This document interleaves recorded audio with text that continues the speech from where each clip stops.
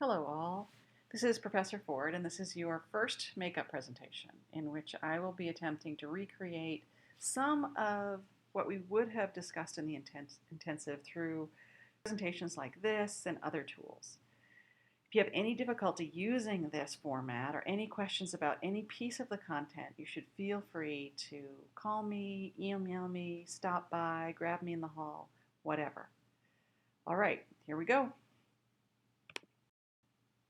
So my goal for this very short presentation is to answer two questions.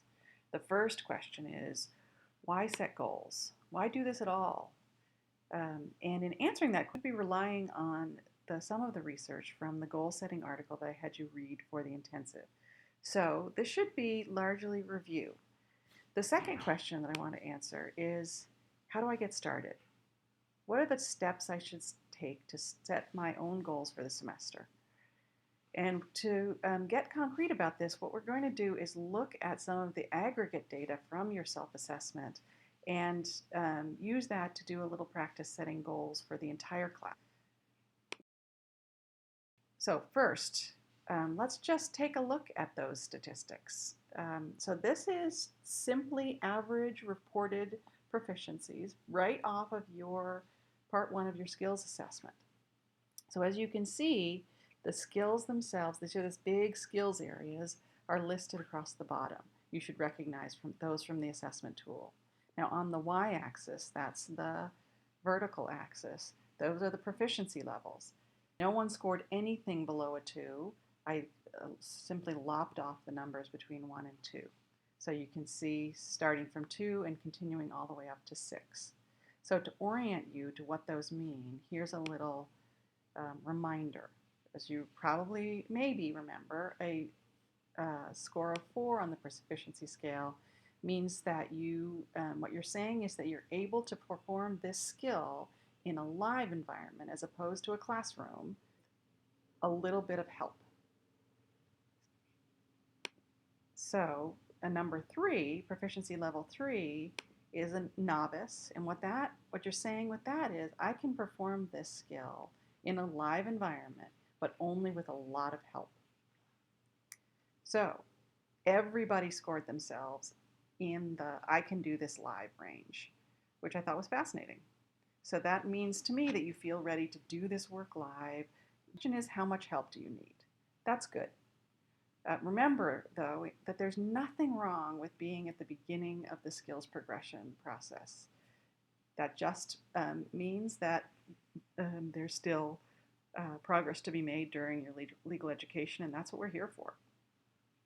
So overall, you can see that the highest score, without a doubt, was workplace skills, and then followed by oral, written, community research, all around the second share level.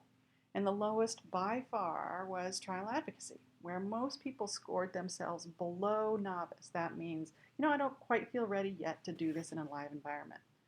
This is great information, and we'll come back to it later. But first, let's return to the question of why setting goals will help with your performance and your progress.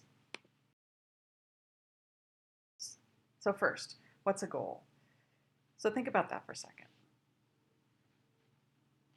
Now let me provide you with the answer to that just from the goal setting article, not necessarily the only answer to that question. But here's how the article defines it. The object of an action. What I think is important about this is that a goal is not just an action or a task, right? It is the outcome. It's the desired result of that action. So with that in mind, knowing that a goal and a task are two different things, let's try it. So think about which of the following are goals. So first, I'm setting a goal of observing 10 trials. Is that a goal? I think it's not. And that's because observing 10 trials is simply a description of an action, but not the design of that action. So the goal would be more like, why do I want to observe 10 trials?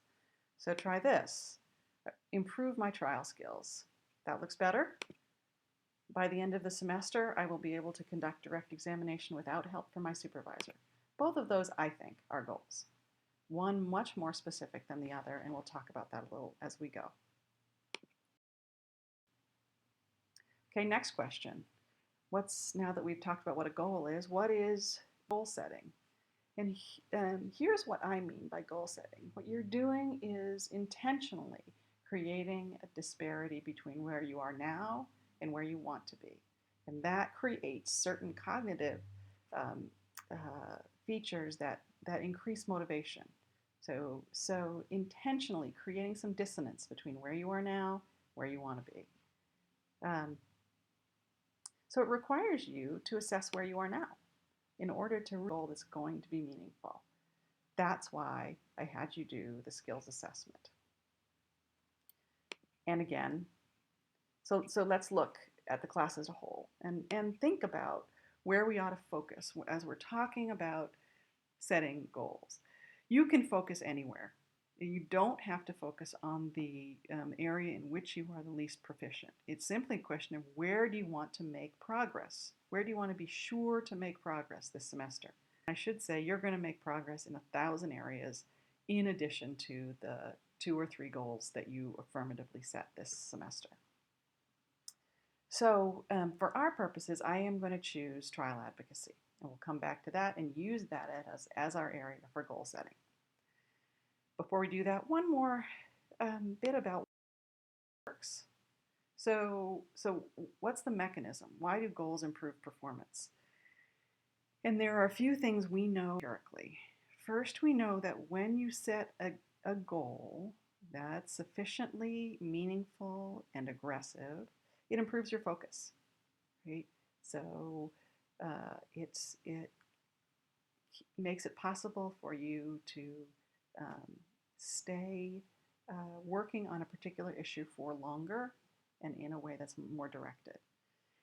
Secondly, and I think most importantly, it activates the knowledge that you already have. It allows you to transfer what you know from the classroom to the workplace.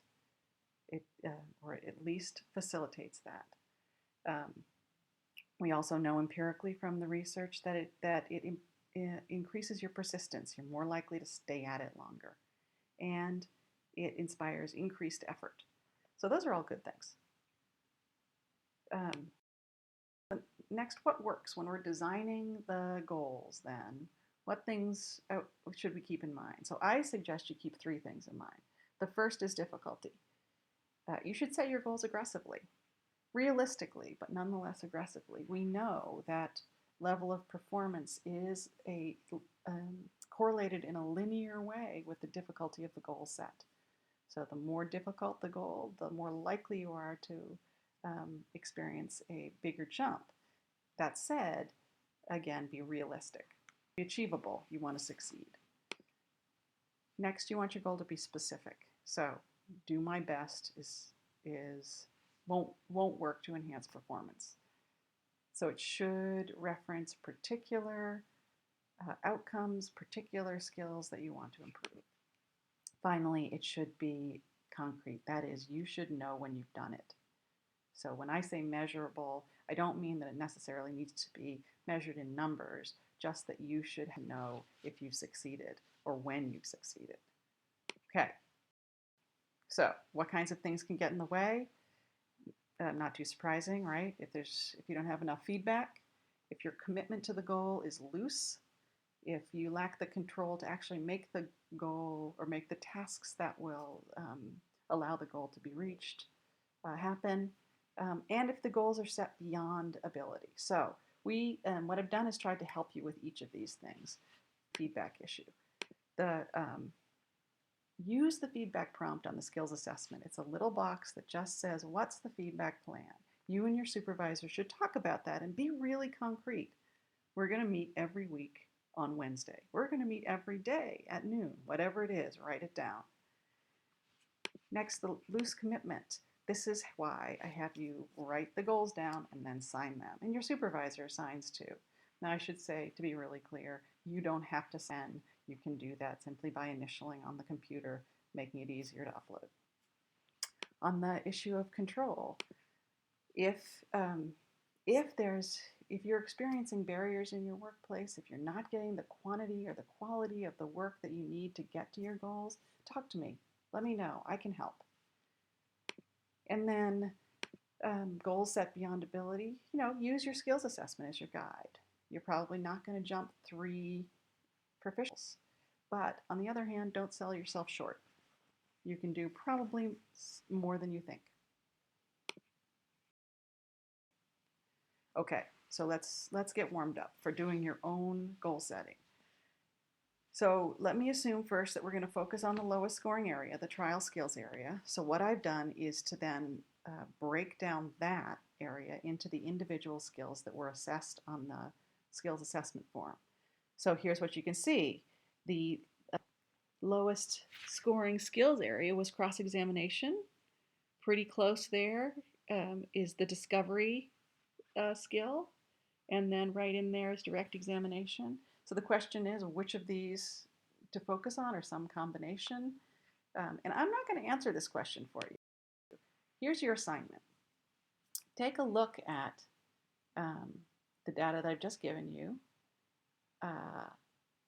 in the trial skills area and set one difficult, specific, and concrete goal for the whole class.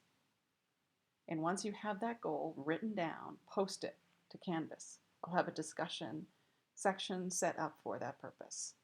And then once the goals are posted, I'll be back in touch and you'll be voting on your favorite.